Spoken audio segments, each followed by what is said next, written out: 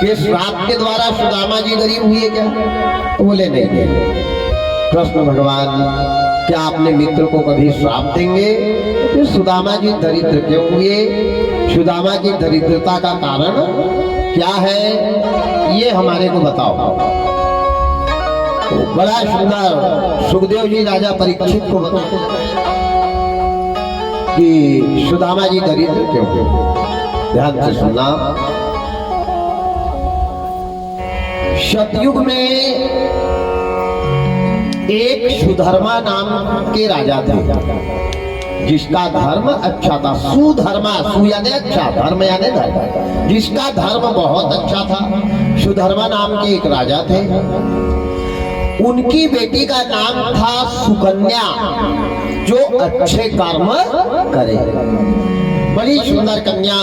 भगवान धीरे धीरे धीरे धीरे धीरे धीरे ये कन्या बड़ी अभागी थी। इसके इतने भाग्य बेकार थे कि जब माँ के गर्भ में थी तब पिता बहुत परेशान थे। कोई जन्म के कर्म रहे होंगे, पिता परेशान थे। पिता की 11 बेटियां थी। कितनी? 11। 12वें नंबर में भी ये बेटी, 12वीं बेटी आ रही है, सबसे छोटी है सुधर्मा नाम के राजा की बेटी। जब इसका जन्म हुआ तो जन्म होते ही बराबर इसकी माँ मर गई। बेटी को जन्म दिया, माँ परम धाम को चली गई। बेचारा सुधर्मा बहुत दुखी है, बहुत रो रहा है। भगवान अब क्या होगा? दिन भर काम करने जाना, अपनी बेटी को गमछे में कमर से बांध लेते थे। जब भी चिल्लाने लगती थी, रोने लगती थी तो यथा व्यवस्था उसके भोजन की व्यवस्था करते थे। दूध पिलाते थे, बोतल से, शीशी से, जैसा भी पिलाया होगा। धीरे धीरे धीरे वो कन्या को पाल के बड़ा किया। अब बेटी बड़ी हो गई, 10 साल की हो गई, तो धीरे धीरे घर का काम संभाल लिया। पिता के कपड़े धोना, भोजन बनाना। अब पिता को थोड़ी सी बेफिक्री हुई, लेकिन पिता की उम्र घटते जा रही और बेटी की उम्र बढ़ते जा रही। अब पिताजी से काम नहीं होने लग गया। पिताजी विचार कर रहे, भगवान क्या मालूम, अच्छा लड़का मिला तो अच्छी बात है, नहीं लड़की का तो जीवन ही बर्बाद हो जाता है। भगवान लड़की की तकदीर में भी क्या लिखता है। धीरे धीरे धीरे ये कन्या बड़ी हुई तो पिताजी हमेशा अपनी बेटी को एक शिक्षा देते थे कि बेटा, ये तेरे जीवन का घर नहीं है, ये माँ बाप का घर है। यहाँ कुछ दिन तेरे को रहना है, एक न एक दिन तेरे को दूसरे के घर जाना है बेटा। लेकिन मेरा खून होएगी, मेरे घर का अनाज खाया होगा, मेरी बेटी होगी तो मेरी लाज रखना बेटा। ससुराल में मर जाना लेकिन जवाब नहीं देना। अपने सास ससुर को माता पिता के जैसे रखना और हमेशा ससुराल की बड़ाई करना। ससुराल से कभी लौट कर मेरे घर वापस नहीं आना। ये शिक्षा कौन देते थे?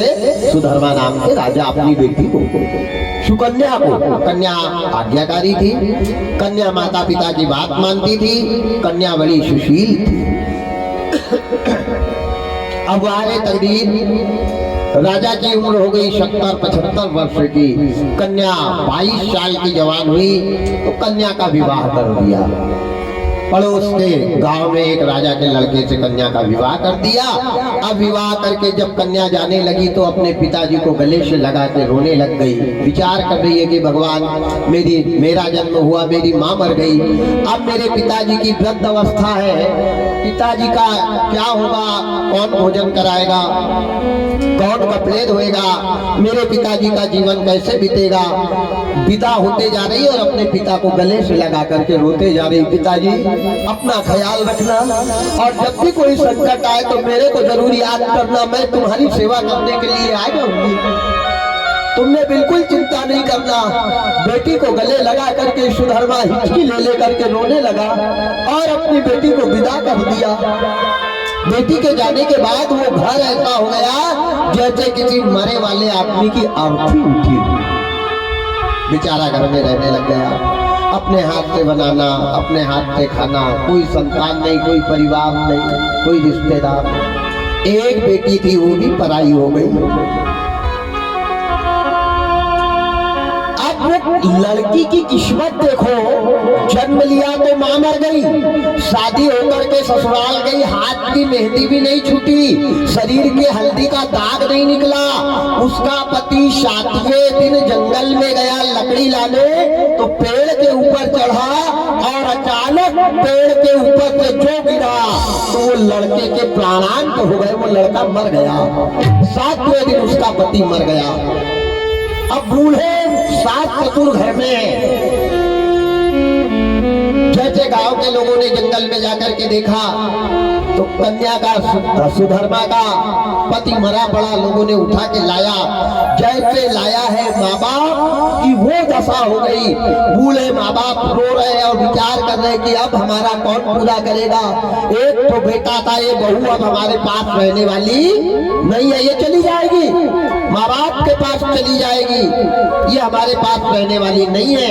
वारे परमात्मा, दोनों माता पिता तड़प तड़प के रो रहे हैं। और अचानक जानकारी जैसे कन्या को लगी तो कन्या दौड़ करके आई और अपने पति के ऊपर लेट गई, हाथों की चूड़ी तोड़ने लगी, माथे का सुहाग पोछा और भगवान से कह रही है, परमात्मा ये तूने मेरे साथ क्या किया? मेरे जैसी पापी कौन होगी? जन्म लिया तो मां मर गई, शादी हुई तो 7 दिन के अंदर पति मर गया। अब मेरे जीवन का क्या होगा? मेरा कौन रक्षक है? तुम कहाँ चले गए प्राणनाथ? मेरे को छोड़कर कहाँ चले गए? रोते जा रही है और कहते जा रही है, क्या हो मेरे सजना गए कहाँ? मैं तो बिरहर बनी यहाँ। मेरे सजना गए कहाँ? मैं तो बिरहर बनी यहाँ। मेरे सजना गए कहाँ? मैं तो बिरहर बनी यहाँ। साजन मेरे आना मुझे न तड़पाना, साजन मेरे आना मुझे न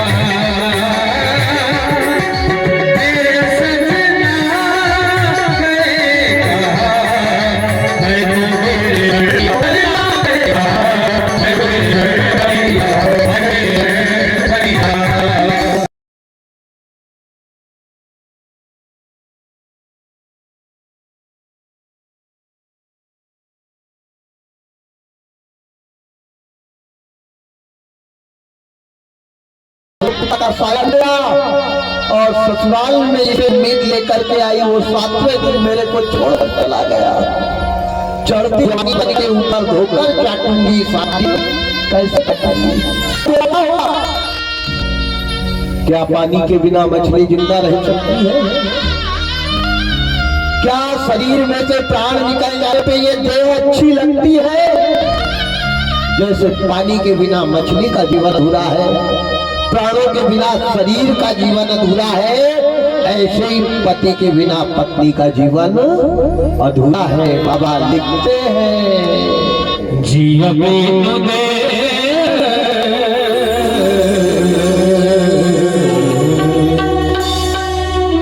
जिया बिनु दे नदी बिनु वारी, जिया बिनु दे नदी बिनु वारी, ऐसे अनाथ पुरुष बिन नारी, ऐसे अनाथ पुरुष बिन नारी, ऐसे अनाथ पुरुष बिन नारी। सिया राम जय राम,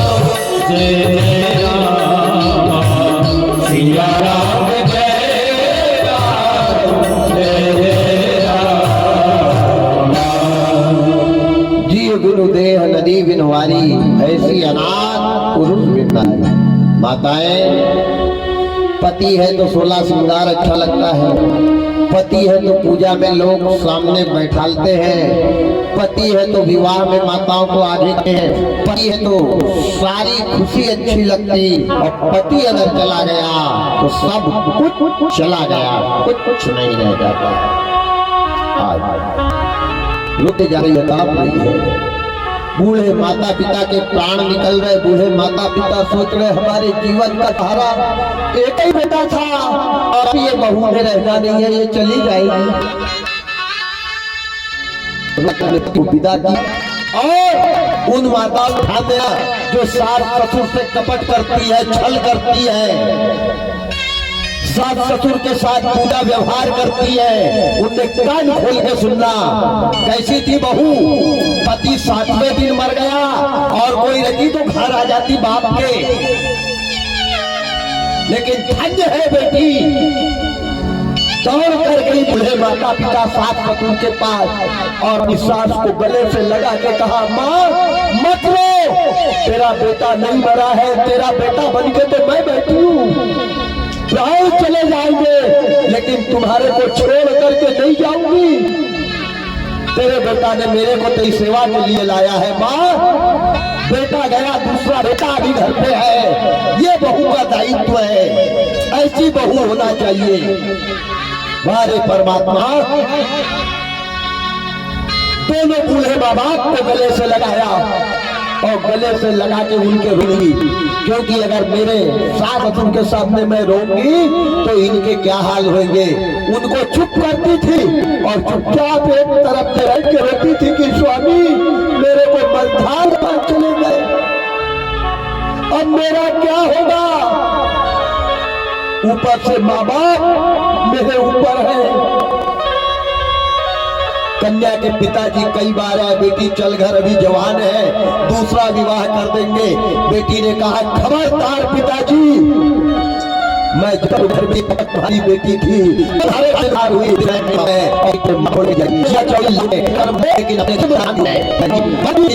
मेरे सच्चे पिता हो, यहाँ से तुम चले जाओ। तुम जन्म के माता पिता थे लेकिन कर्म के माता पिता मेरे सास ससुर है। इन बूढ़े का तबाया, अरे मैं भी इनको इस हाल में छोड़ के जाऊं तो मेरे से बड़ी पापिनी कौन होगी। अपने पिता को भिजवा दिया लेकिन कन्या घर नहीं आई। वारे तकदीर वारे समय, कोई रिश्तेदार नहीं, कोई काका बाबा नहीं, अकेले बूढ़े माता पिता और बिचारी सुधर्मा नाम की कन्या उनको पाल रही है। माताएं ध्यान देना, और सास ससुर के साथ अतिशी करने वाली बहुओं ने ध्यान से सुनना। अगर ईमानदारी से ये कथा सुन रहे होंगे ना तो कल से रास्ते पे आ जाना। ये जीवन बार बार नहीं मिलेगा, याद रखना। वारे परमात्मा,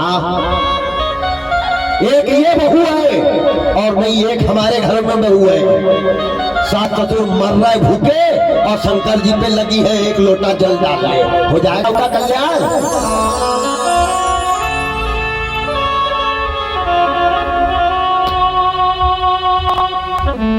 बड़ा विषय गंभीर है। मेरा निवेदन है, आज अंतिम दिन की कथा है, बुरा मत मानना, विचार करना। एक घर वो भी था, हरिश्चंद्र की खानदान में एक बाहुक राजा थे। बाहुक राजा की सबसे छोटी पत्नी से राजा सगर का जन्म हुआ है, ध्यान देना। बाहुक राजा की 99 पत्नी थी। भागवत में कथा आती, मैंने यहाँ नहीं बताई है वो कथा। कितनी पत्नी थी? 99। पर घर के बाहर तो हल्ला हो जाए। 99 पत्नी एक राजा की, हल्ला घर के बाहर नहीं होता था। एक कहती थी दीदी माता डाल लो, एक कहती थी दीदी हम पानी डाल देते, एक कहती थी दीदी तुम बेल लो, एक कहती थी दीदी हम सेक लेते। क्या प्रेम है, क्या एकता है, किसकी सौत है, लेकिन रह ऐसी रही है जैसी सगी बहन बहन है। यहाँ तो देरानी जेठानी एक दूसरे के मुंह को देख के मुंह टेढ़ा कर रही है, जैसे पेरा लेसेस हो गया होगा वो। राम राम राम राम राम। जेठानी देरानी से बात नहीं कर रही, देरानी जेठानी से बात नहीं कर रही है। कभी किसी की देरानी जेठानी मत बनना, और बनना तो सीता उर्मिला मांडवी के जैसी बनना, नहीं जीवन भर कवारी अपने बाप के घर में रहना। ध्यान ना।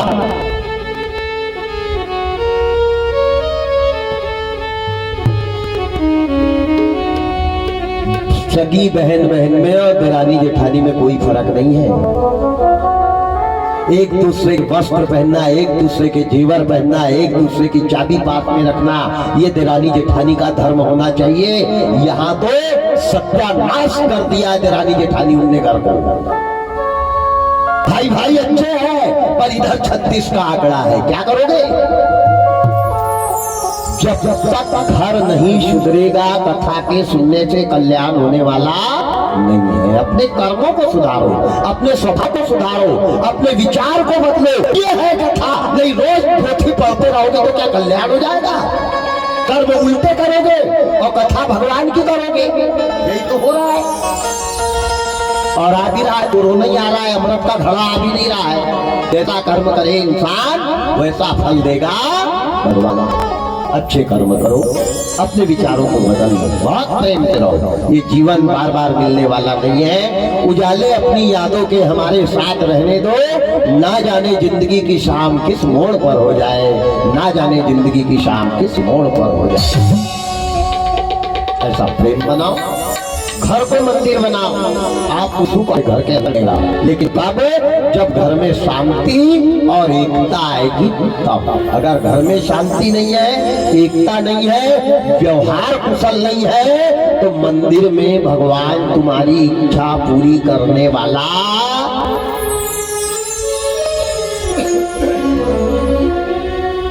18 साल की जवान बहू, पति मर गया, 80-80 बरस के बूढ़े माँ बाप जैसे सास ससुर को पाल रही है। माताएं ध्यान देना, खेती 1 एकड़ नहीं, कोई व्यापार बिजनेस नौकरी नहीं। क्या करती थी? मजदूरी करने जाती थी। कौन? काय के लिए? सास ससुर को पालने के लिए। सुधर्मा नाम की कन्या गांव में जाना, मजदूरी करना, मेहनत करना, और मेहनत करके अनाज कमा के लाती थी, और कमा के ला करके बच्चों को खिलाती थी, और उनकी सोने के पहले पैर दबाती थी। ध्यान देना, किस्मत वाली वो बहू होती है जो ससुर के पैर दबाती है। यहाँ भी कई किस्मत वाली आ रही है, कहीं ने गला दबाया है, कहीं ने बाल पकड़ के आंगन भीतर करे है, सासू को भी हनुमान बनाया है, कई ऐसी भी बहू है। वो बहू नहीं, वो कोई तारका आके घुसी है घर में, उसको बहू कहोगे? राम राम राम राम राम राम राम।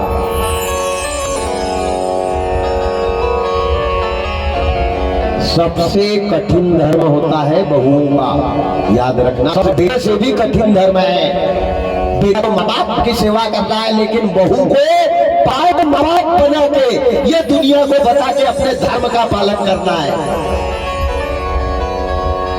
और सबसे बड़ा ये धर्म है, परहित सरिस धर्म नहीं भाई, यही धर्म है।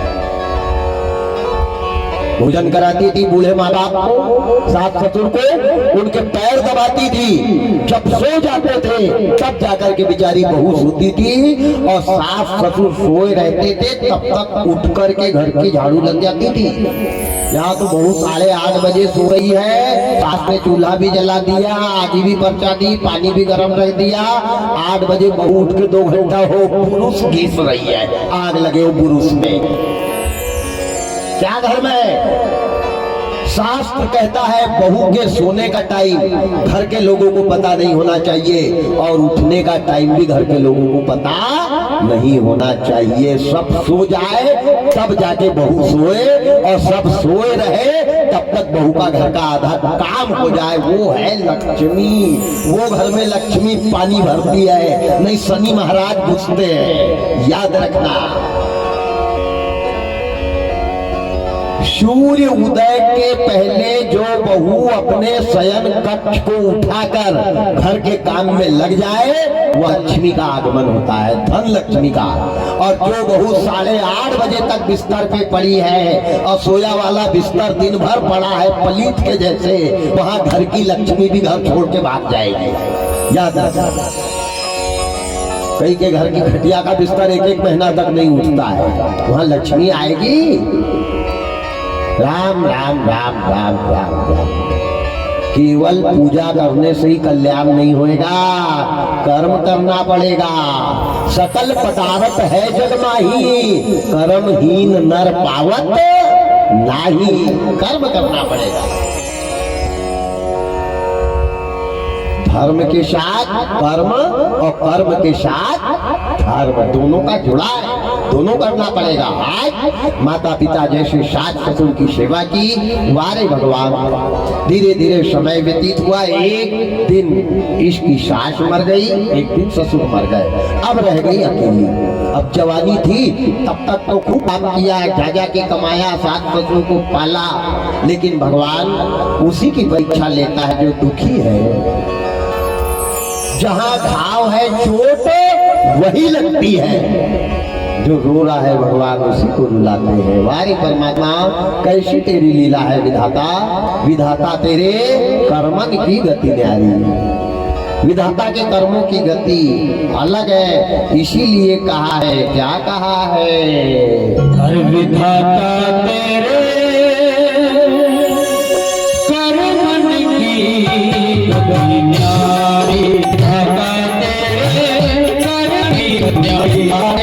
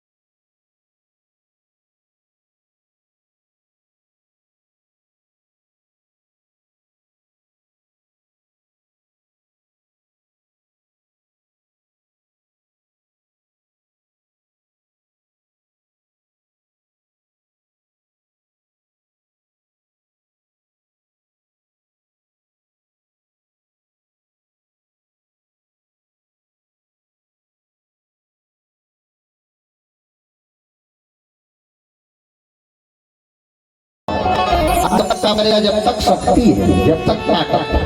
भाग्य में सहारा होना चाहिए। अगर भाग्य सहारा नहीं है तो भगवान की भगवान बुढ़ापे के लिए भाग्य को सहारा देना तो बुढ़ापा देना नहीं, बुढ़ापा सबसे बड़ा बुढ़ापा है, याद रखना। सबसे बड़ा बुढ़ापा है बुढ़ापा। सुख हो, सेवक हो और साधन हो, कब? बुढ़ापा में। सुख, सेवक, साधन ये मिल जाए तो बुढ़ापा बहुत अच्छा है, अन्यथा बुढ़ापा बेकार है। बुढ़ापा आ गया कन्या का, कर हो गई भाला, आंखों में आ गया जाला, चलते नहीं बता, कोई लाके दे नहीं रहा, परिवार में कोई है नहीं, बेचारी लगे टेटे, उम्र हो गई 90 साल, पापी पेट के लिए गाँव में कहीं झाड़ लगाना, कहीं पानी भरना, कहीं चौका लगाना, कहीं गोबर फेंकना, कहीं कपड़े धोना, जो काम बने, जो जितना भी देते लेके आना, बनाना हो, खाना। एक दिन इनके गांव में एक बड़ा धर्मवान, न्यायवान, नीतिवान, चरित्रवान, दयालु राजा रहता था। ये सुधर्मा नाम की कन्या वृद्ध अवस्था में उसके घर गई। राजा ने कहा, अम्मा तुम काम मत करो, माँ की जैसी हो, और इस बुढ़ापे में तुमसे क्या काम करवाएंगे, एक काम करो तो रोज आ जाया करो अच्छा बढ़िया जो तुम्हारी इच्छा हो तो मुझे मिलेगा। अभी लेंगे वैसे ही मैं काम नहीं करवाऊंगा। इन्हें कहा नहीं राजा, मैंने कभी किसी के यहाँ का हराम का खाया था भाई हूँ राजा। जन्म लिया बड़ी जवान हुई तो पिता का साया छूट गया और पति के घर आई तो पति चला गया, और जब सास ससुर को माँ बाप माना तो उनने भी मेरा दामन छोड़ दिया राजा। मैं तुम्हारे यहाँ हराम का नहीं खाऊंगी, मैं परिश्रम करूंगी। पारिश्रमिक फल लेना चाहिए, ध्यान देना। हराम का एक दाना भी फूट फूट कर निकलता है, इस बात का मां भीष्म पितामह है। राम का अगर खाया है सावधान। राजा परीक्षित की खानदान ने हराम का मुकुट लाया था और वही परीक्षित को पहनाया। क्या हाल हुआ परीक्षित का, मैंने बताया 7 दिन में आपको। खून पसीने की मिलेगी तो खाएंगे, नहीं तो यारो हम भूखे ही सो जाएंगे। दौलत आराम की है किस काम की, खा लो कसम इसे हाथ ना लगाएंगे। खून पसीने की मिलेगी तो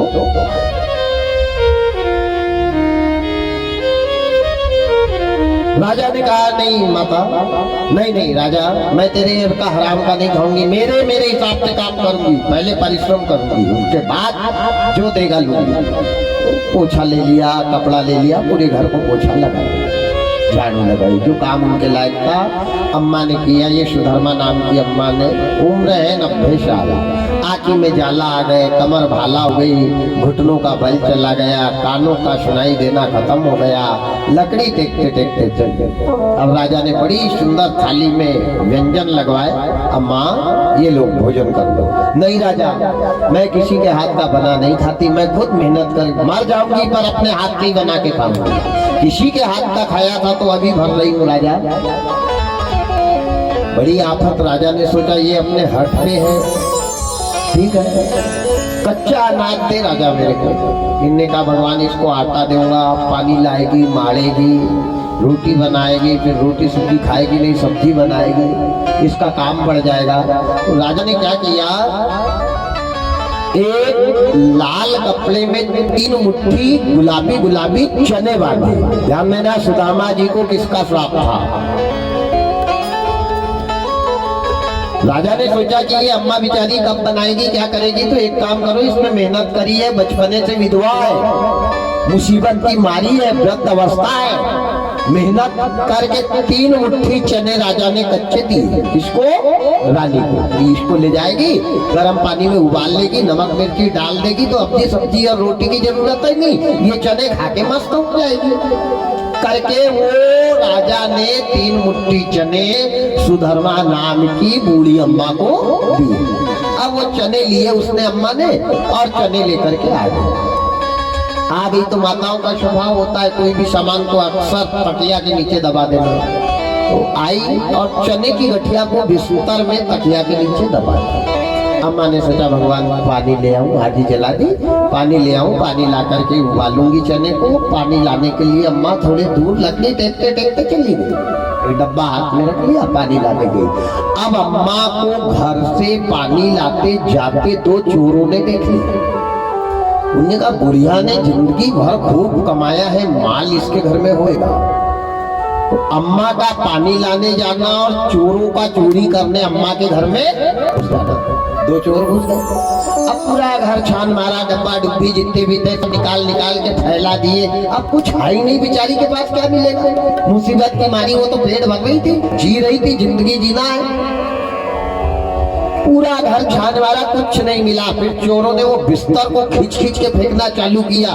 जैसे खींचना चालू किया तो तकिया के नीचे से चना की गठिया। अब चोर जल्दी में उनने देखा क्या है, अरे इनने कहा बुढ़िया ने हीरा मोती यहाँ दबा के रखे थे। ओ हो बहुत होशियार है। अब वो चोर वो चने को हीरा मोती के दाना है करके लेके भागने लगे। अब चोरों का दरवाजे पर जाना और उधर से अम्मा का पानी लेके आना। तो चोर दरवाजा के पीछे छिप गए। बूढ़ी थी, दिखाई तो कुछ देते ही नहीं था। दरवाजे के पीछे छिप गए। अम्मा अंदर आई, अंदर आकर के देखा तो कहीं डब्बा पड़ा, कहीं कुछ पड़ा, कहीं कुछ पड़ा। अपने घर को देखा, इनने कहा बाप रे 2 मिनट में ऐसा कौन सा भूकंप आ गया, मेरा पूरा घर ही यहाँ फैला पड़ा है। सब सामान एकत्रित करने लगी और आगी के ऊपर चूल्हे पे रख दी मटकी, मटकी में भर दिया पानी और चने की गठिया ढूंढने के लिए पलंग के पास आया। और पलंग के पास जैसे आई तो पलंग का बिस्तर गिराया, इधर बड़ा तकिया एक तरफ पड़ी, पूरा ढूंढते जा रही, चने नहीं मिले। दरवाजा पे बैठ गई और रोने लगी और रोकर के श्राप देने लगी, उनका कभी भला नहीं होएगा जो मेरे चने को खाएगा, उनके बेटा बेटी भूखे मरेंगे जो मेरे चने को खाएगा, उनकी औरत के तन बदन पे कपड़ा नहीं रहेंगे जो मेरे चने को खाएगा, उनका कभी कल्याण नहीं होएगा जो मेरे चने को खाएगा। श्राप कौन दे रही है? जीवन भर की विधवा, वृद्ध अवस्था की बूढ़ी और अपनी पसीने की मेहनत से कमाए हुए चने लाने वाली अम्मा। अच्छा, श्राप किसको दे रही है? चने को। जो मेरे चने को खाएगा वो बर्बाद हो जाएगा, उनका घर बिक जाए, उनके बेटा बेटी भूखे मरे, उनकी पत्नी दर दर की ठोकर खाएगी। जो मेरे चने को खाएगा बिना जीव की श्वास से लोहा वसम हो जाएगा। उस चने को लग गया श्राप। चोर सोच रहे हैं कि ये बुढ़िया चना चना चना चना चना क्या कर रही है। इन्हें कहा इसको चिल्लाने दे, पागल है, बुढ़ापे में वैसे सटिया जाते हैं, 60 के बाद चिल्ला रही होगी। उनने वो गठिया को ली और दोनों चोर निकल गए जंगल में। अब जंगल में गए, पेड़ के नीचे बैठे, दोनों बैठ गए, भैया अब क्या करेंगे? हाँ बराबरी के करेंगे, ज्यादा कुछ भी नहीं। 100 दाने होंगे तो 50-50 दाने रख लेंगे, 200 दाने होंगे तो 100-100 दाने रख लेंगे। हाँ खोलो। जो खोला गठिया को उसमें चने। अरे बुद्धि चना चना रही थी, ये चने को तो श्राप है, जो ये चने खाएगा बर्बाद हो जाएगा, उनका घर जाएगा। उनकी कितनी दर दर एक चोर ने उसकी गठिया बांधी और वो दूसरे वाले को यार तू रख ले। उन्हें कहा पागल है क्या, तू ही रख, मैं काहे को रखूं? वो हाथ भी नहीं लगा रहा उसको। अब ये सोच रहा भगवान मैं क्या करूंगा इनको। तो उनने क्या किया, चने में क्या है, काल है, तो काल रूपी चने को दोनों ने ले गया और कहाँ फेंक दिया, ले जाके महाकाल की नगरी में। कालम महाकाल कालम कृपालम गुनागार संसार पारम न तो हम तुषारात शंकाश गौरम मनोभूत कोटि प्रभा श्री शरीरम। वो काल वाले चने को उज्जैन ले जाकर के संदीपनी मुनि के आश्रम के सामने वो गठिया को फेंक दी और चोर वहां के हुए। अब वहां कौन पढ़ते थे? कृष्ण और सुदामा। सुदामा बड़े थे, कृष्ण छोटे थे। एक दिन संदीपनी मुनि की धर्मपत्नी गुरु माता ने झाड़ू लगाते लगाते आंगन में आई और जो देखा तो उनको वो चने की गठिया मिल गई। कौन को? गुरु माता। देखो किसका भाग्य में कहां कब क्या लिखा है। ये है कर्म की गति, विधाता तेरे कर्मन की गति न्यारी। ये है कर्मों की गति। अब वो अम्मा ने जो खोल के देखा, गुरु माता ने कि चने हैं, उनने सोचा भगवान अनाज अच्छा है, अनाज का अपमान नहीं करना चाहिए। उनने गठिया बांधी और गठिया बांध के ले जाके अपने माल कोष में रख दिया। जहाँ अन्न कोष था, अन्न कोष में गठिया को डाल दी। समय व्यतीत हुआ। अब एक दिन भोजन बनाने के लिए गुरुकुल की पूरी रूपरेखा गुरुकुल के बच्चे को करना पड़ता था। खाना बनाना, लकड़ी लाना, पानी भरना, साफ सफाई करना, ये शिष्य का काम है। आज के शिष्य से तो कुछ इसमें करवा नहीं सकते, और करवा लिया तो बाप पहले ही पहुंचेगा कि पढ़ने भेजा है कि काम करेगा। आजकल तो गुरु उनकी रिपोर्ट हो रही है, वो सस्पेंड किया जा दिया। अरे पहले गुरुकुल वो होते थे, चमड़ी निकाल लेते थे तो माँ बाप नहीं जाते थे। आज तो गुरुजी अगर नकल करने नहीं दे तो लड़का चाकू लेकर रोड पे ही खड़ा रहेगा कि आज तू तेरे को बताता हूँ, नकल नहीं करने दी ना तूने। ये हाल हो गया है। क्या करोगे? कहाँ वो शिष्य है, कहाँ वो गुरु है। पहले गणेश का ग से श्री गणेश शिक्षा का होता था, आज गधे का ग से हो रहा। ग वही है, विषय बदल गया, इधर गधा आ गया, पहले गणेश का। जिस काम का श्री गणेश अच्छा होता है उसका खात्मा अच्छा होता है, और जहाँ श्री गणेश बिगड़ता है वहाँ एंड खराब हो जाता है। आज गुरु माता ने कृष्ण सुदामा को बुलाया। सुदामा बेटा, भोजन बनाने के लिए ईंधन खत्म होने वाला है, लकड़ियां खत्म होने वाली है। कृष्ण और तुम जाओ बेटा, एक एक गट्ठा लकड़ी लेकर के आना। तुमने कहा जी माता। 3 लोगों की बातों पे कभी शंका नहीं करना। 3 कौन कौन? बाबा तुलसीदास जी रामायण में लिखते हैं। क्या लिखते हैं? माता पिता गुरु की वाणी, माता पिता गुरु की वाणी, नहीं विचार करो सुख जानी, नहीं विचार करो सुख जानी।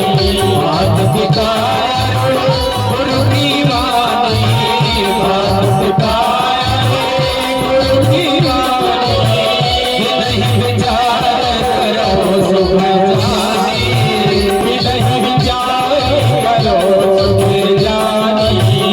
सिया राम जय राम, जय जय राम, सिया राम जय राम, जय जय राम, सिया राम जय राम, जय जय राम, सिया राम जय राम, जय जय राम।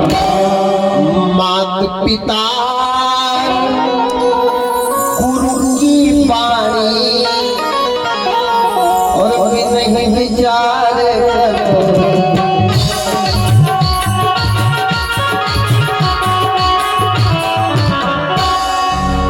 3 की बातों में कभी शंका नहीं करना चाहिए, सोचना नहीं चाहिए, विचार नहीं करना चाहिए। एक माँ की, एक पिता की और एक अपने गुरु की।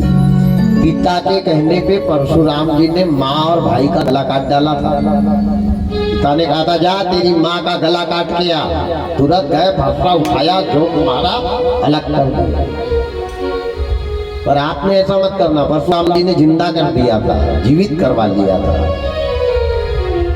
हम उम्र कैद में चले जाएंगे, डबल से सेहरा आ ही नहीं पाएंगे। उस समय सत्य था, तप था, त्याग था। आज सत्य तो है ही नहीं, धर्म का पता नहीं, कर्म चालू है। लगे रहो मुन्ना भाई, कर्म चालू है। आज दोनों ने तैयारी करी, बढ़िया कुल्हाड़ी रखी, एक अस्त्र रखे, रस्सी को कमर में बांध ली और जैसे निकले तो गुरु माता ने सुदामा को रोका। बेटा बेटा बेटा इधर आओ। क्या माँ? अब माँ गई अन्न कोष में, वही चने की गठिया उठा। वो जो चोरों ने बूढ़ी अम्मा के यहाँ चोरी करके लाके महाकाल में फेंका और जिसको महाकाल की नगरी से गुरु माता ने लाया, वही चने सुदामा जी को देखो। बेटा दोनों ने बराबर मिल के खाना, बांट के खाना, गड़बड़ मत करना। अच्छा, 2 भाई अगर मेला घूमने जाए तो माता पिता बड़े बेटे के पास ज्यादा पैसा दे देते कि छोटे का ख्याल भी रखना, बराबर खिलाना भी, और हिसाब से ये खर्चा दोनों ने बराबर करना। बड़ा एक हकदार होता है, जिम्मेवार होता है, पदभार निभाता है। बड़ा बनना आसान है, बड़े बनकर के अपने पद पे खड़े उतरना कठिन है। कई ऐसे बड़े भाई हैं जिनने छोटे भाई की मेड़ में रात में हल चलाए हैं। तो बड़े भाई हैं? बड़ा भाई उसको कहते अपने हिस्से का भी छोटे को दे दे और उनके संकट को सहन करके साथ में लेकर निभे, वो बड़े हैं। बड़े बड़ाई ना करे, बड़े न बोले बोल, और रहीमन हीरा कब कहे लाख टका मेरा मोल। आज कहाँ है बड़े? आज तो दौलत के लिए बड़े हैं, कर्म के लिए कोई बड़े नहीं है। सुदामा बड़े थे, सुदामा को जिम्मेवारी दी, पद प्रतिष्ठित थे। सुदामा जी ने कहा ठीक है माता। अब वो गठिया ले ली सुदामा जी ने, बाजू में दबा ली। अब छिपरा नदी है, वहां पे छिपरा नदी के ऊपर में बहुत बड़ा जंगल है। उज्जैन में छिपरा नदी के ऊपर बढ़ो, आज भी छोटा मोटा है, ज्यादा तो नहीं है, पर आज भी जंगल है।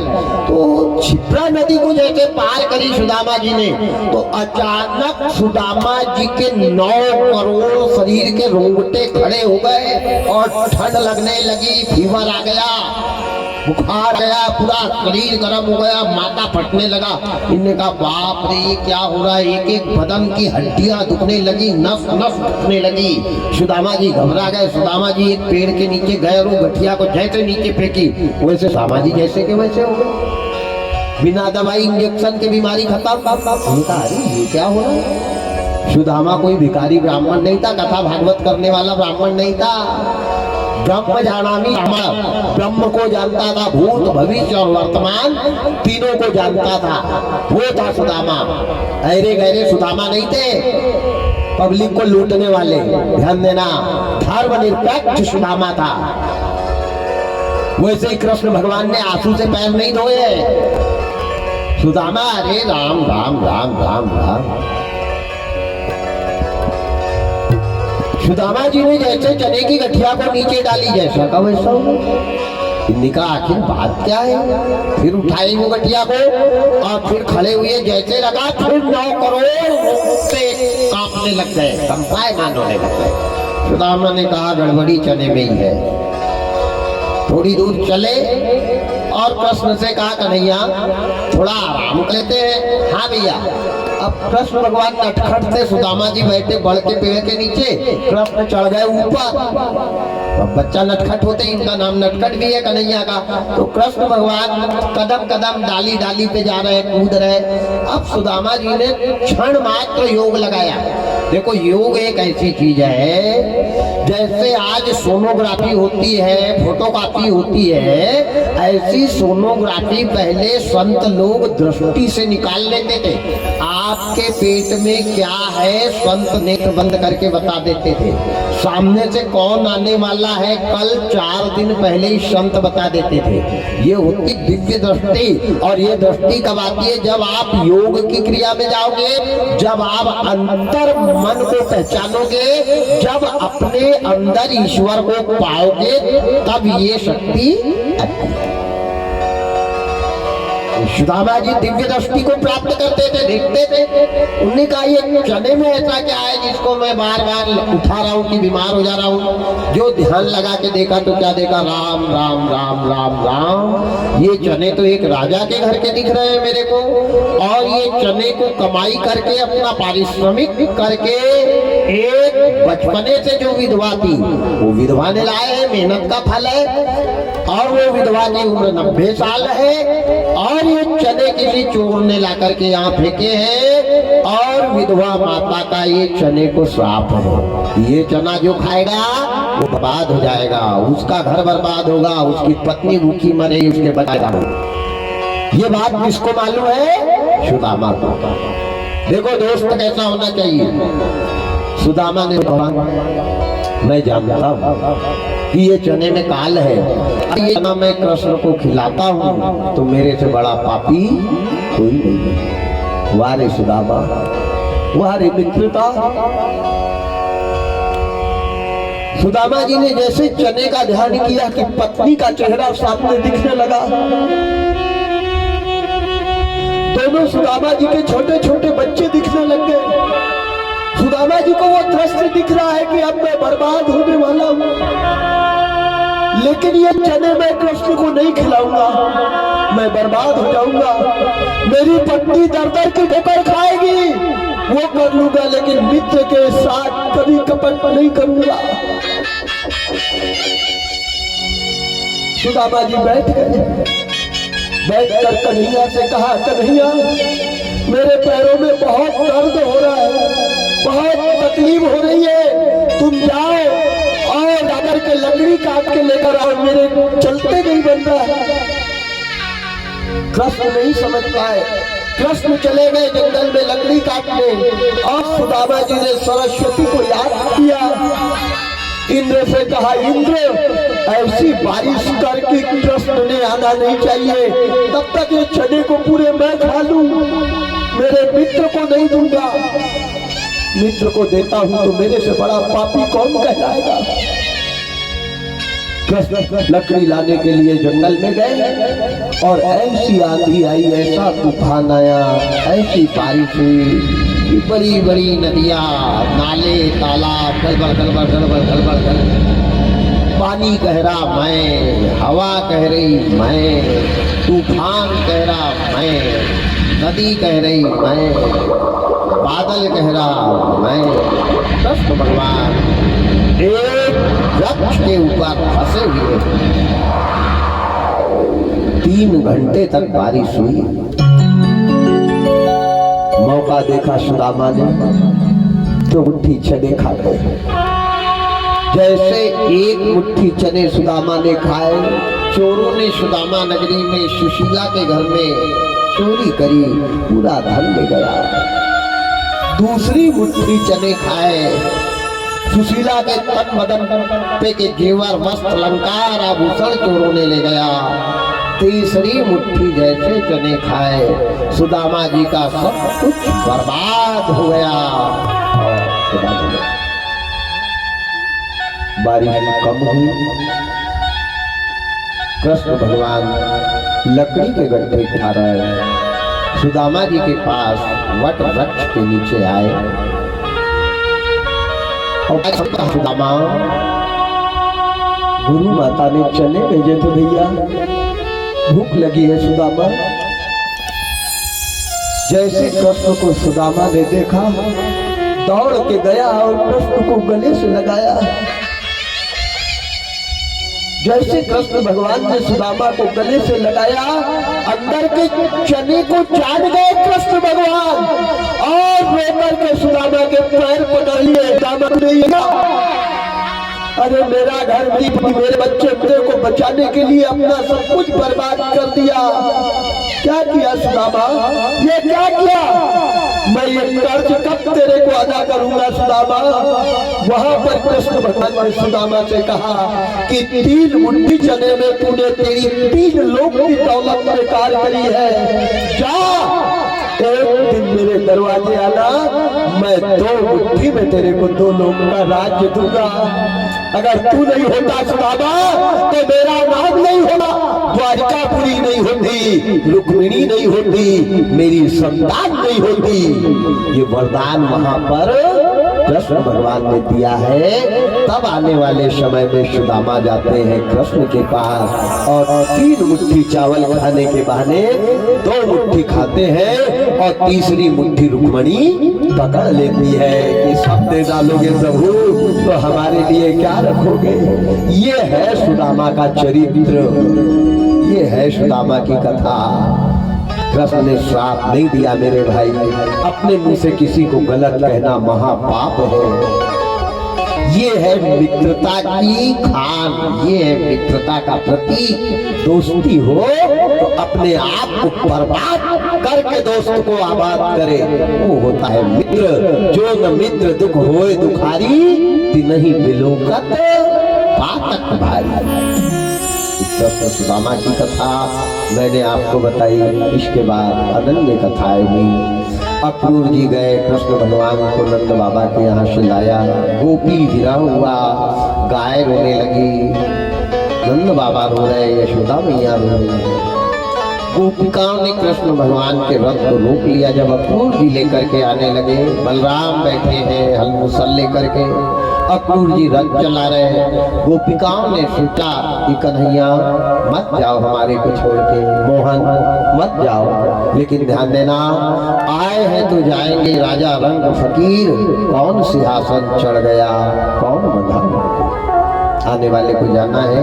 जिंदगी 7 दिन की है। ये 7 दिन की कथा से शिक्षा ले लेना।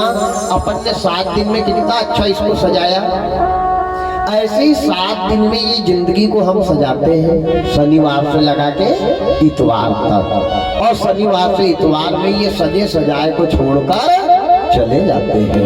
ये जीवन है, जीवन 7 दिन का है। 7 दिन में कमाना है, बनाना है, बनाकर जोड़ना है, और जोड़कर 7वें दिन सब कुछ छोड़कर जाना है।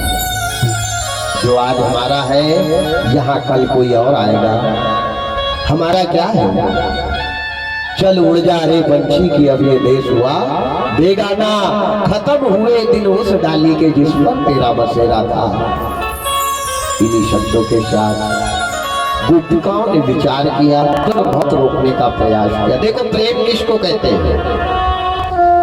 भगवान प्रेम से प्रकट होते हैं, पूजा से नहीं, यज्ञ से नहीं, भागवत से नहीं। हरि व्यापक सर्वत्र समाना, प्रेम ते प्रकट होई मैं जाना। भगवान प्रेम से प्रकट होते। प्रेम करो आपस में, देरानी जेठानी का प्रेम हो, बाप बेटे का प्रेम हो, पड़ोसी पड़ोसी का प्रेम हो, गांव वाले से गांव वालों का प्रेम हो। बंधी मुट्ठी लाख की और खुल गई मुट्ठी आठ की। समस्त सेहरा वाले भक्तों से कि अपना गांव है, गांव हमारा है। अरे एक घर में एकता नहीं रहती तो ये गांव है, लेकिन हमेशा किसी के काम आना, ये गांव हमारा है। हम सब एक हैं, एक दुख में दूसरे के सुख दुख में खड़े रहना। दौलत तो वैश्या भी रोड पर कमाती है प्यारे, दौलत कमाना बहुत बड़ी बात नहीं है, लेकिन किसी के मन में बैठ जाना बहुत बड़ी बात है। अपने लिए लेंटर बनाओ, घर बनाना है तो किसी गरीब की आत्मा में बैठ जाओ। मरकर भी अमर रहोगे, तुम तो जलकर राख बन जाओगे, लेकिन उसके अंदर मन में बैठे रहोगे। ऐसा धर्म का काम करो, बुजुर्गों का सम्मान करो, बेटियों की लाज बचाओ, माता पिता की सेवा करो, गौ गीता गंगा के अनुयायी हो और हमेशा धर्म के काम करते रहो। मैं आपको क्या दे सकता हूँ? ब्राह्मण को लक्ष्मी जी का और सीता जी का श्राप है। ब्राह्मण को बहुत बड़ा श्राप मिला है कि कलयुग में तेरा पेट भर जाएगा, लेकिन तेरी आत्मा कभी नहीं भरेगी। मैं तो आप लोगों से भीख मांगने के लिए आया। 7 दिन में मेरे द्वारा 10 लोगों के परिवार के द्वारा जाने अनजाने में भी कोई गलती हुई हो तो अपना बच्चा समझकर, बच्चा ना समझो तो एक भिखारी समझकर, भिखारी ना समझो तो 7 दिन का नौकर समझ कर क्षमा करना। अच्छी चीज अगर कुछ दी हो तो उसको जीवन में रखना। एक शब्द भी मेरे मुख से अनुचित निकले हो तो उनकी यही आहुति दे देना। मैं आपको कुछ नहीं दे सकता, लेकिन तुलसीदास जी बाबा की एक चौपाई समस्त सेहरा क्षेत्रवासी और निर्णायक समिति परिवार जो ये काम के निर्णायक हैं, उनको तुलसी बाबा की ये चौपाई अवश्य भेंट करता हूँ। भगवान ऐसे भक्त के जीवन में, ऐसे भक्तों के जीवन में संकट कभी मत देना, इनकी हमेशा रक्षा करना। इनके जीवन में कोई संकट आए तो हमको दे देना, लेकिन हमारा पुण्य मैं इनको न्यौछावर करता हूँ। सभी को सुखी संपन्न रखना और तुलसी बाबा आशीर्वाद स्वरूप ये चौपाई कहते हैं क्या?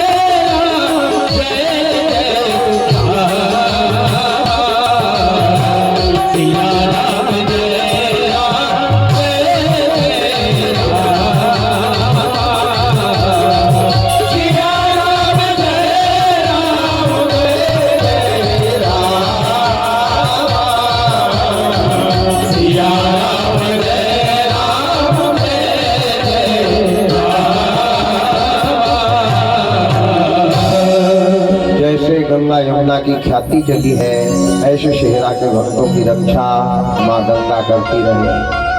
सारे दुख का नाश यज्ञ महाराज करें। इस परिवार का बहुत आभार है, हम आभार व्यक्त करते हैं। चौहान परिवार के कार्यकर्ता परम आदरणीय चौहान साहब, नाम तो मेरे को नहीं मालूम, और सही में 7 दिन यहाँ नमक खाया लेकिन नाम एक का भी नहीं जानता। ये बड़े मेरे दुर्भाग्य है। तो हमारे चौहान साहब बहुत सरलता की मूर्ति है, बहुत सादगी जिनके जीवन में है, सरल स्वभाव, कभी कुछ नहीं बोला। और पंडित जी लोग थोड़ा बहुत क्रोध भी कर लेते थे तो हंस करके अगले कार्य को किया। उनके 6 दामाद, बहुत अच्छी बेटियां हैं भगवान, बेटी सबको दे, लेकिन बेटी दे तो जैसे चौहान परिवार में बेटियां हैं। और जो लोग बेटा के लिए रो रहे हैं उनसे मैं निवेदन करूँ, भगवान से बेटी मांगना, और बेटी कैसी मांगना, जैसे चौहान परिवार में बेटियां हैं ऐसी बेटी मांगना, जिनने बेटे का फर्ज अदा कर दिया, भाई को बचवाला और बेटा बनकर के चारों तरफ कार्य को संभाला। उनके दामाद, उनके काका के बच्चे, उनके चचेरे चाचा की बहुएं, उनके रिश्तेदार, सभी ने 12-12, 1-1 बजे रात तक मैं देख रहा हूँ, कोई किसी को यहाँ काम बताता था, जिसके हाथ में जो काम आता था उसने वो काम संभाला, और काम संभाल के चौहान परिवार के इस यज्ञ को आज संपूर्ण करवाया। रिश्तेदारों का बहुत बहुत आभारी हूँ। वास्तविक रिश्ता हो तो ऐसे हो, अरे दौलत से तो हजारों रिश्ते बनते हैं प्यारे, रिश्ते वो है जिसका कोई नहीं है, ईश्वर ने हमारे को दिया है, तो हमारा फल उसके घर जाए, वो रिश्ता है। रिश्ता बनाना आसान है, रिश्तों को निभाना बहुत कठिन है। बहुत बहुत धन्यवाद, बहुत बहुत साधुवाद चौहान परिवार के पूरे रिश्ते और चौहान परिवार के इस कार्य को सबसे सफल करने में सहयोग जिनका मिला है, शेरा के बुजुर्ग, शेरा की बहनें, शेरा की माताओं का। चांद अगर आसमान में अकेला है और चांद के पास अगर तारे नहीं रहे तो आसमान सूना रहता है। अगर ये परिवार ही यहाँ रहता और तारे बन के क्षेत्र के, नगर के और गांव के लोग नहीं आते तो भला क्या ये भागवत सफल होती। तो तारे बन करके जो सेहरा के भक्तों ने सहयोग प्रदान किया उनका भी मैं बहुत बहुत आभारी हूँ। उन बुजुर्गों को मंच से सत नमन करता हूँ और हमेशा ऐसा आपका सहयोग धर्म की कथाओं में मिलता रहे। आपका बैठना ही कार्य की सफलता है।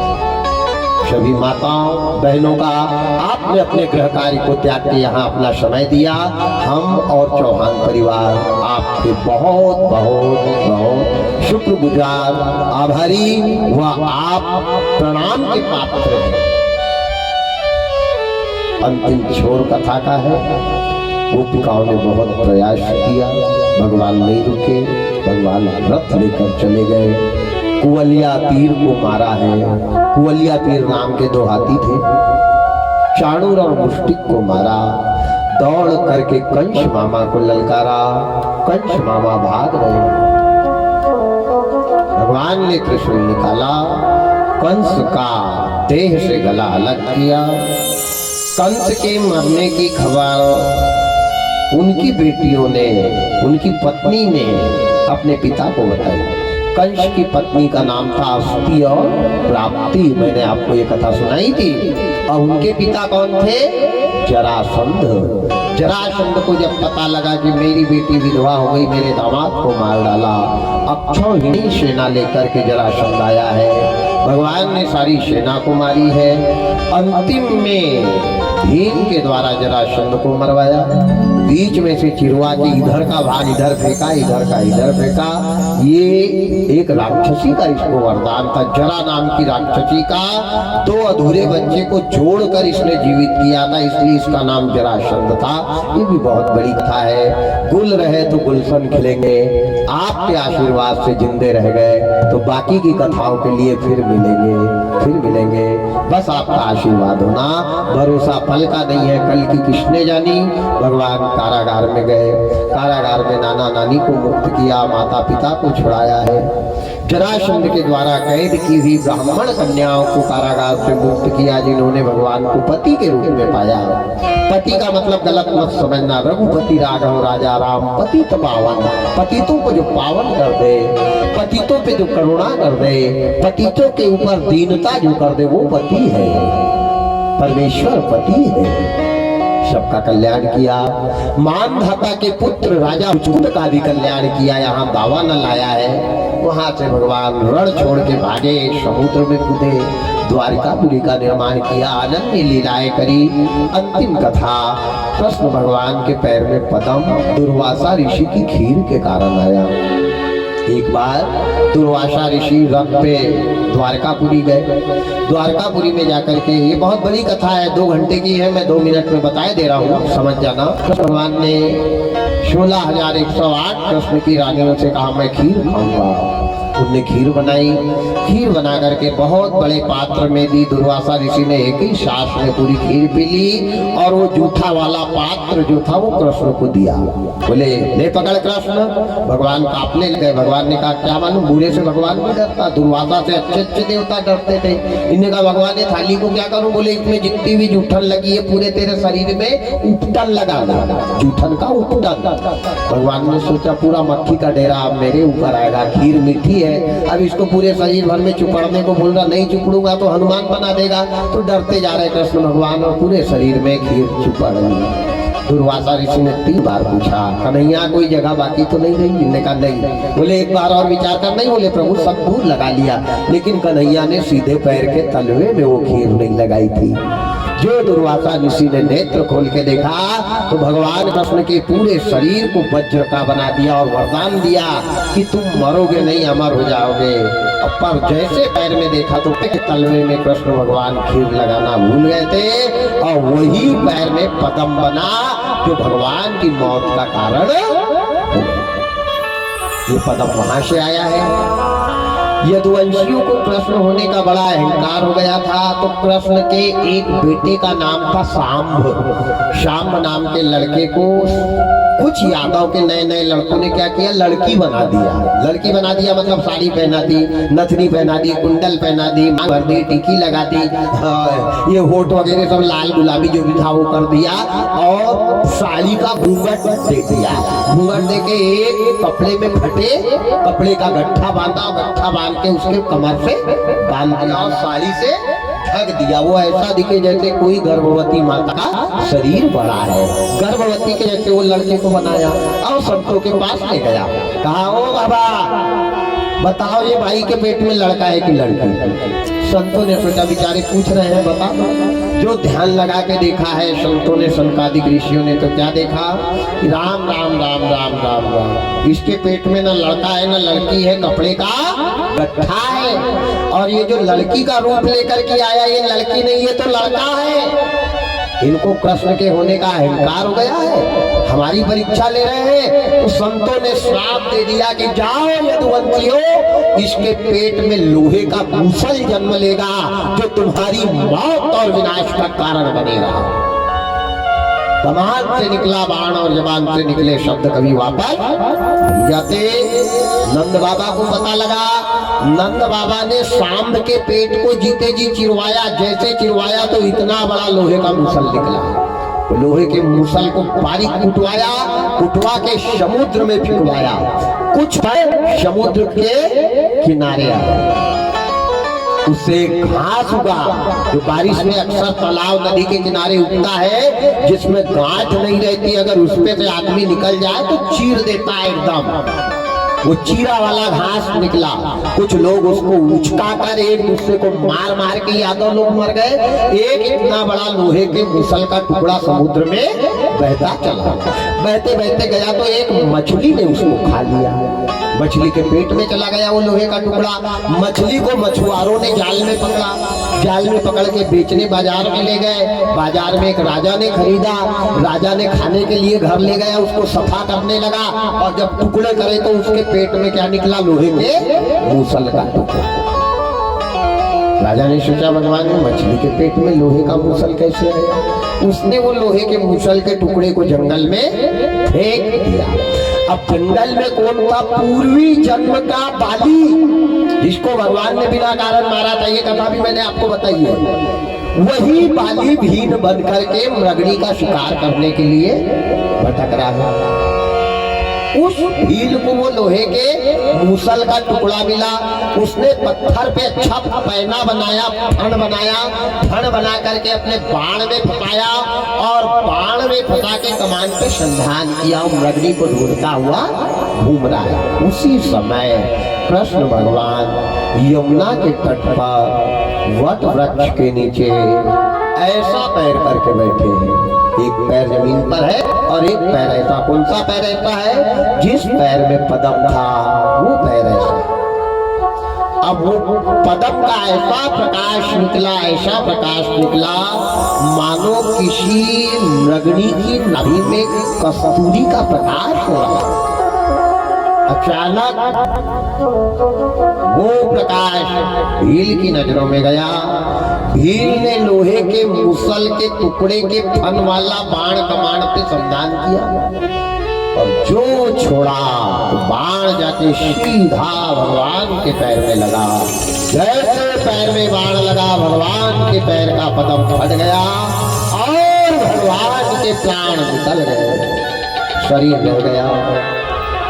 नंद बाबा की 9 लाख गाय आकर के कृष्ण भगवान को जीभ से चाटते जा रही है, रोते जा रही है, कह रही गोविंद हमारे को छोड़ के मत जाओ, कलयुग में ऐसे पापी लोग आएंगे, हम घास खा के जिनको दूध खिलाएंगे वही हमारे को कसाई के यहाँ मरने के लिए भिजवाएंगे। बनवारी हमारे को छोड़कर मत जाओ, हमारी दुर्दशा हो जाएगी कन्हैया कलयुग में। उस दिन से गाय आज भी रो रही है, आज भी। और अगर प्रमाण देखना है तो सूर्य उदय के पहले गाय के कोठे में जाना और देखना गाय की आंखों से आंसू बह रहा। वो रो रही है, इसलिए रो रही कि जब तक दूध दे रही हूँ तब तक मैं इसके दरवाजे हूँ और जिस दिन दूध देना बंद कर दूंगी ये कसाई के यहाँ मेरे को भिजवाएगा। आज भी गाय रो रही है, प्यारे गौ को मत बेचना। हमने जब तक गाय ने दूध दिया तब तक बरसिन खिलाई है और दूध देना बंद किया तो सूखे घास की टोकनी भी गाय के सामने से उठाई है।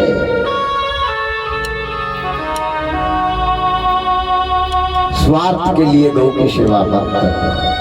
मैंने आपको बताया कोई बड़े से बड़ा अगर संकट घर में आ जाए तो पंडितों के चक्कर में मत आना। पंडित लोगों ने चूतिया बनाना चालू कर दिया है। भगत भूमका उनके चक्कर में रहना मत। भगत भूमका 4 दाना निकाल के कहेंगे तेरा भंडार भरा रहे और खुद का भंडार खाली है, वो दूसरे का भंडार भर रहे हैं। ध्यान देना, इनके चक्कर में मत रहना। कितनी बड़ी मुसीबत परेशानी आए, देसी गाय पालना, रोज गाय के कोठे में एक दीपक जलाना और अपना दुख गाय के कान में कहकर एक परिक्रमा लगाना। 1 महीने के अंदर अगर परेशानी का निदान नहीं मिले तो डबल से भागवत की कथा में मत बैठना। मैं वादा करता हूँ, लेकिन मन स्वच्छ हो, मन निर्मल हो तब ये करना, कहीं मत भटकना। बड़े से बड़े बीमारी आ जाए, सच्चे मन से गाय के कान में कह करके देखना 33 कोटि देवी देवता का वास गाय के अंदर है। जो गौ की सेवा निस्वार्थ और ईमानदारी से करता है उसके जीवन में गौ माता संकट का प्रवेश नहीं कर सकती। गाय को कभी देखा मलेरिया हुआ, बीमारी हुई, गाय का कभी सिर दुखा, जाको राखे सही। हम किसी के काम नहीं आए, लेकिन गौ माता माँ के मरने के बाद दूसरे के बच्चे को पाल के अपना बच्चा पालती है। ध्यान देना, उसकी हमने दुर्दशा करी है, उसको हमने कसाई को बेचा है, उसके हमने लठ मार के सिंग तोड़े हैं, उसके पैर तोड़े हैं, बड़े बड़े पत्थर पटके हैं और भागवत सुनना चालू जाए। सावधान, अंतिम घटना, भगवान के प्राण निकल गए, गाय रोती खड़ी रह गई। नंद बाबा के 9 लाख यदुवंशी आए। जाते जाते कृष्ण भगवान ने यादव जाति को श्राप दे दिया, अरे यदुवंशियों, अगर तुम संत की परीक्षा लेते नहीं तो मूसल का लोहे का मूसल जन्म लेता नहीं और लोहे का मूसल लाता नहीं तो भील उसका फन बनाता नहीं। ना जाओ, तुम्हारे को मेरा श्राप है कि खूब कमाओगे, लेकिन आपस में भाई भाई लड़कर थाना में रेंजर को, वकील को, तहसीलदार को रिश्वत दे देकर भाई भाई में तुम्हारी नहीं फटेगी और तुम्हारी दौलत हराम में ज्यादा जाएगी। ये कृष्ण भगवान का यादव जाति को श्राप मिला।